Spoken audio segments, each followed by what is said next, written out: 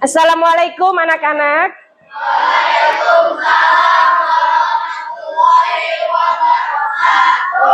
Bagaimana kabarnya hari ini? Alhamdulillah, Ibu senang mendengarnya.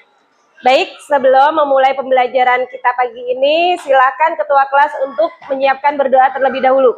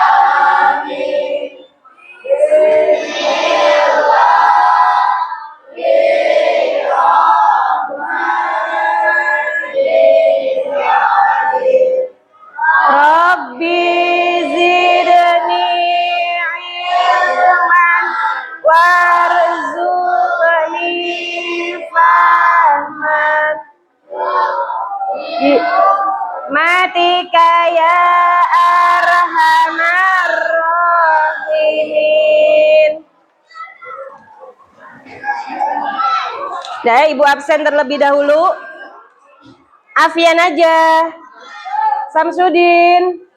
Ada Albian, Arini, Aryanur, Fitri, Bilal, Galang Davin, Isma, Syadi dan Kamil, Madina Zahira, Firly, Nur Sandi, Raza Eliasa, Pratiwi, Rafiq Yasyafar, Rahman Nabila, Reva, Rizal, Rian Cesardi, Salsabila Kela, Rahel Raza. Gak masuk. Oke, yang tidak masuk hari ini ada 2 siswa. 2 siswa yang tidak hadir. Lebih bersemangat, kita ice breaking terlebih dahulu. Ya. Ice breakingnya yaitu jika Ibu bilang tangan, maka yang dipegang kepala. Jika Ibu bilang kepala, yang dipegang tangan. Ya. Kita melatih konsentrasi terlebih dahulu. Selain melatih konsentrasi supaya kita juga semangat dalam menerima pembelajaran. Oke? Siap dimulai? Siap dimulai? Siap dimulai? Siap. Oke. Tangan.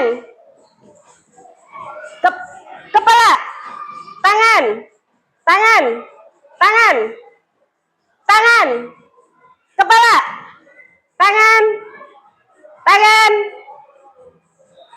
Oke, Bilal udah salah apa belum?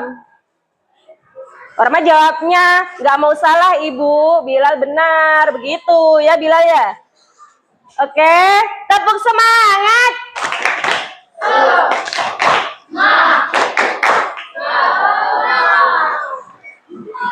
Semangat nggak hari ini? Semangat, alhamdulillah ya. Oke, dalam pembelajaran kali ini masih tentang materi teks fantasi. Ya, teks fantasi merupakan bagian cerita imajinasi. Ya, kemarin sudah Ibu sampaikan kita mengulas sebentar. Kemarin kita belajar teks imajinasi. Teks imajinasi yang kita pelajari kali ini yaitu berupa cerita fantasi. Fantasi itu apa sih?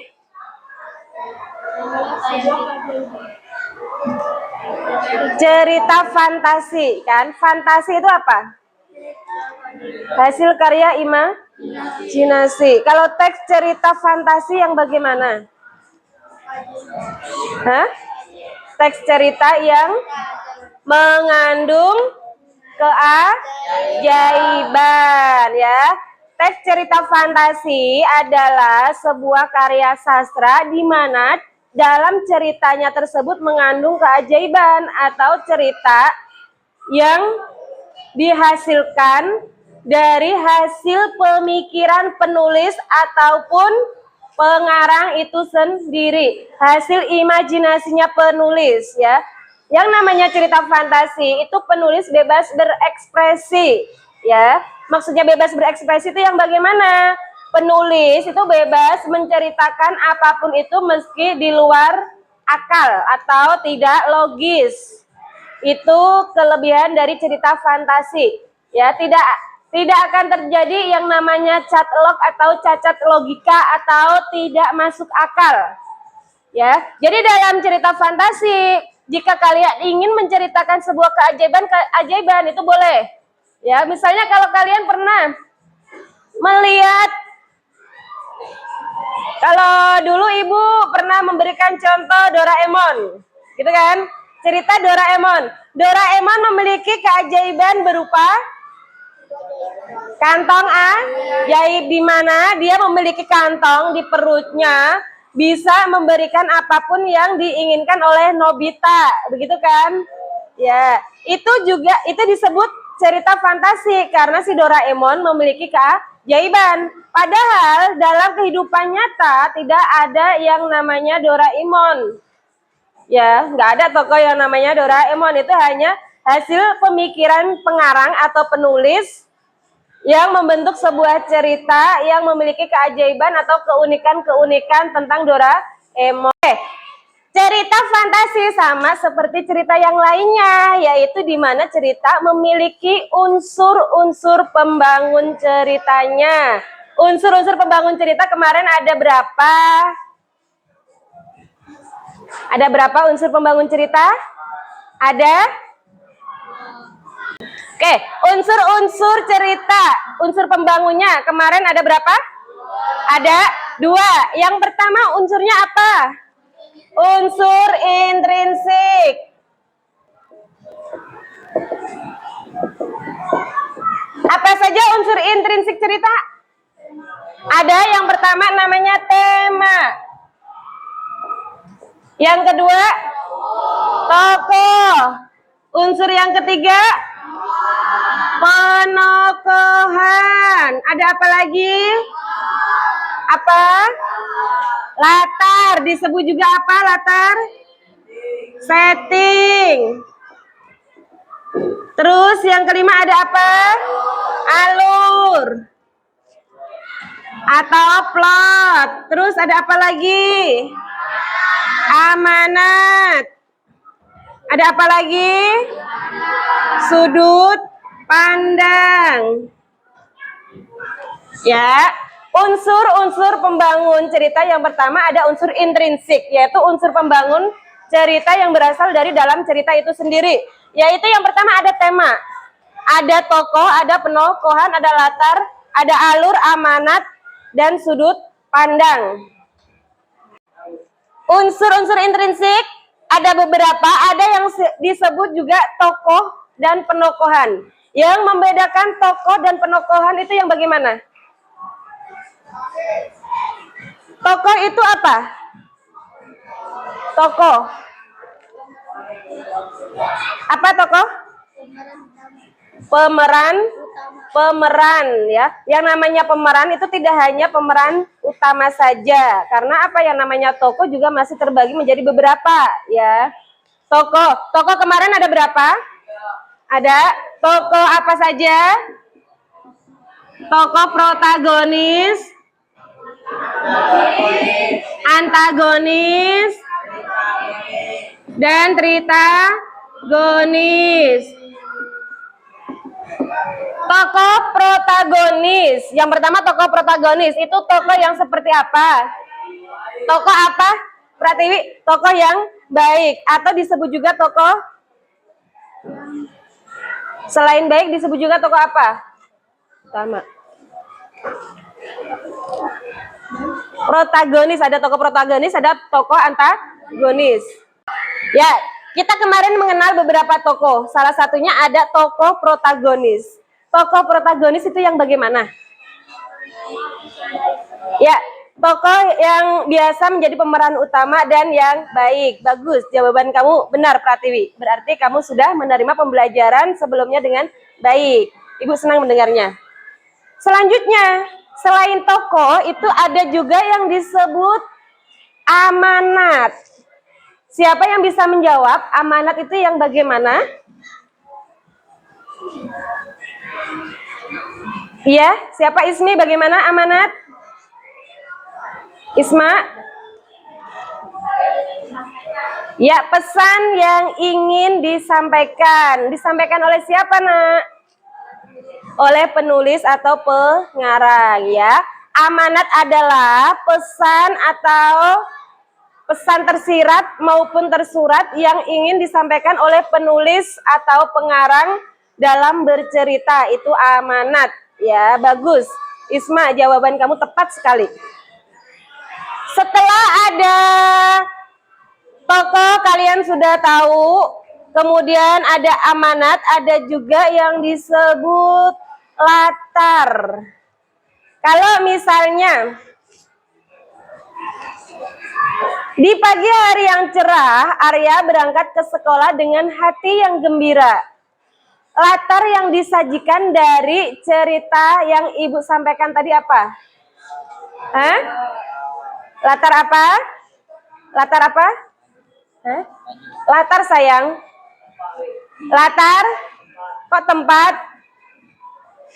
Nih, ceritanya di pagi hari yang cerah, Arya berangkat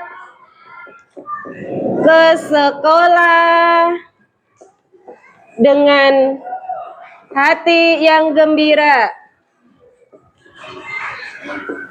Dibuktikan pada kata apa? Di pagi hari. Dan latar suasananya dibuktikan dengan ada kata hati yang gembira. Berarti suasana hati Arya gembira. Jadi nanti kalau dijawab, baik, perhatikan contoh berikut ini. Di pagi hari yang cerah, Arya berangkat ke sekolah dengan hati yang gembira. Latar yang terdapat dari kalimat di papan tulis itu latar apa saja? Ya, latar apa? Latar waktu dan suasana. Kenapa bisa latar waktu dan suasana? Siapa yang tahu? Ya, apa? Latar waktunya ada di pagi hari yang cerah. Latar suasananya pagi hari yang gembira. Ya, benar. Latar waktunya ada di kata di pagi hari yang cerah. Latar suasananya dengan hati yang gembira. Bagus, jawaban kamu benar sekali, ya. Kamu sudah memahami materi yang sudah disampaikan dengan sangat baik. Masih ada yang mau bertanya? Nggak ada? Ada yang kurang jelas?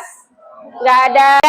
Terus kemarin cerita fantasi itu juga dibagi menjadi dua. Ada fantasi total.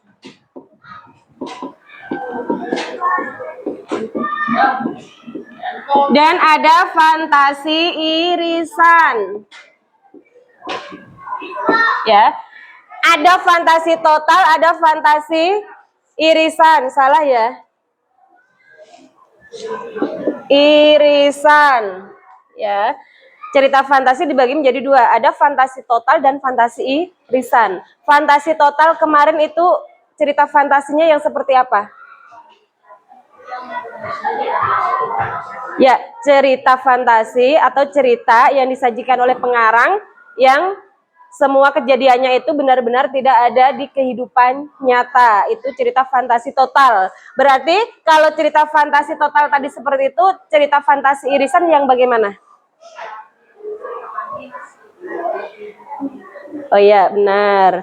Ya, yang setengah-setengah, ada di dunia nyata dan ada di dunia imajinasi pengarangnya saja. Betul Kaila, tepat sekali jawaban kamu. Lalu selain cerita fantasi kemarin yang dibagi menjadi 2, ada juga alur. Alur kemarin itu ada berapa? Ada 3. Alur apa saja?